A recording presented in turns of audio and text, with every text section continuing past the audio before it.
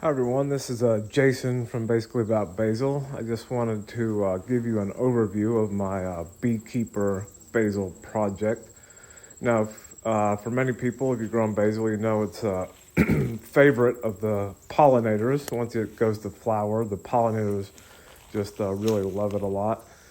And one of our motivations for growing basil over the years was because my dad got into keeping bees years ago, and we grow basil to provide bees with pollen and nectar in the late season when the wild nectar flow dries up a little bit. So I wanted to start a breeding project to breed a seeded basil that was a heavy flowering plant and had a lot of ornamental character and could be used for culinary purposes too. And one of the motivations for this was that over the years, we've been suffering from basil downy mildew, which is a pretty terrible disease. So in 2022, when I was really trying to get my basil farm going, we really got hit by basil downy mildew pretty bad. And I had a really cool hybrid plant that showed up that was heavy flowering and it was really resistant to the basil downy mildew. So I thought, maybe that would be a great one to start the BeeKeeper basil project. So saved seeds that year, and then the following year, 2023, broke ground. Now, when I save seeds, I only had a limited amount. Sometimes when you hybridize basil, you only get a limited amount of seed the first generation, because this is an interspecies hybrid of a basilicum type basil and the Simum africanum. The Simum africanum was the ever-famous temperate tulsi, which most people think of as holy basil in the U.S., which is a East African wild basil, which has very hardy genetics. So with this plant, this very hardy plant, I got some seeds, and the next year we propagated and got a lot of interesting plants. Now, I must say, this year, in 2023, I kind of made the mistake of using these plastic weed barriers, which I kind of regret. Kind of a hassle to put down. There's a lot of plastic waste. But the following year, I reverted back to traditional, more organic methods. But this year, the plants were really great that showed up, really heavy flowering, really interesting character. Now, the flavor was kind of bland a little bit, but they were growing in a high density of a lot of other basils, so it was going to be interesting to see what happened the next year. But overall, the character of them and the resistance to the basil downy mildew, the heavy flowering character, ornamental character was really great. On the plus side, they're also resistant to Japanese beetles, which was really good. We had a really bad plague of Japanese beetles in 2023.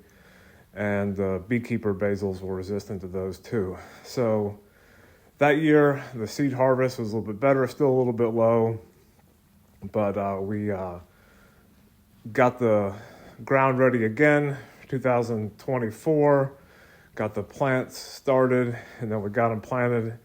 And right away, we started to see some interesting things. Even the very young plants, some of them were flowering right away, which was really cool. So sticking to the name, the BeeKeeper basil, they were just getting going right away. And then once we got them in the ground, we started seeing a lot of interesting characters show up. Most of them were green, but we had some purples in the mix, which was cool. And then as the plants started to develop, a lot of them were flowering right off the bat, which was cool. And they were going to just keep going right on till the end of the season. We had a range of really cool plants and displaying a lot of very interesting characteristics, which was really awesome. That's what we're looking for in this mix.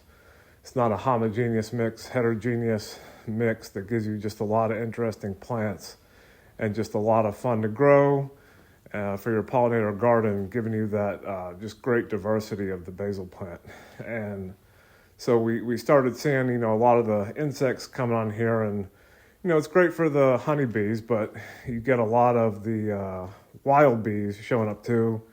You even get hummingbirds can work basil, moths, butterflies, just, really love the basil. The bumblebees just love it to death.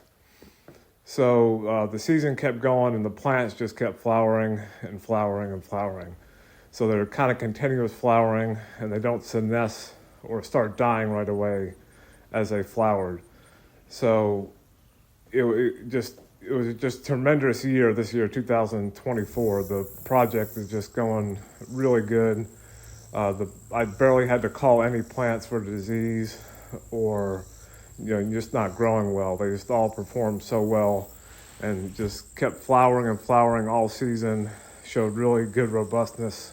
We had no problem with basil downy mildew. So, towards the end of the season with the continuous flowering, I had to start harvesting the seeds even as the plants were continuing to flower a bit. So the seed harvest got underway, started processing the seeds, which I grind them through a screen, sift them, and then winnow them. I typically use a fan, but here you can see me blowing on the seed chaff to winnow it, which is one way of doing it. So the seed harvest continued through the season, and almost up until frost, the plants were just going and going and going, which was really great. So the project is going tremendous, and now it's the end of the season, time to clean up things and just hold on till next year to get the project going again and keep this going into the future. So just wanted to give you a little bit of info on my BeeKeeper basil project, which is going great, and just wishing y'all the best and hope you have a great finish to your year, and hopefully your 2025 grow season is going to go great for you. Happy gardening. Cheers.